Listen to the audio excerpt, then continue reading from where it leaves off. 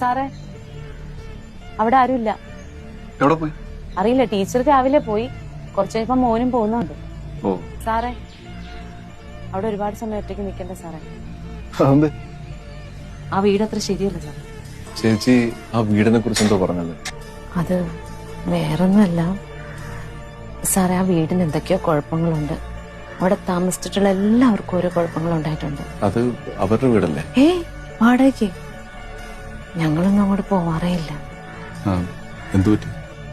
അവിടെ താമസിച്ചിരുന്ന ഒരാൾ കയറി അങ്ങ് തൂങ്ങി. അയാൾ ഒറ്റയ്ക്കല്ല പോയത്, പാവം.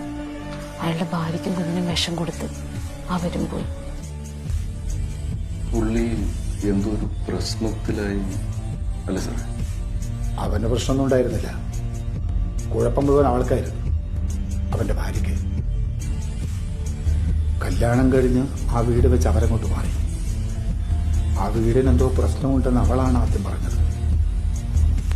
പിന്നെ എന്റെ മകനൊരു മാനസിക രോഗിയാണെന്ന് പറഞ്ഞു തുടങ്ങി. അങ്ങനെ പറഞ്ഞൊരു പ്രാന്തനാക്കി അവനെ കൊണ്ട് ചെയ്യാൻ പാടില്ലാത്തത് പലതും ചെയ്യിച്ചു. നാട്ടുകാർ പറയുന്നത് പോലെയാണെങ്കിൽ ഭാര്യയ്ക്കും കുഞ്ഞിനും വിഷം കൊടുത്ത് അവനും തൂങ്ങി മരിച്ചു.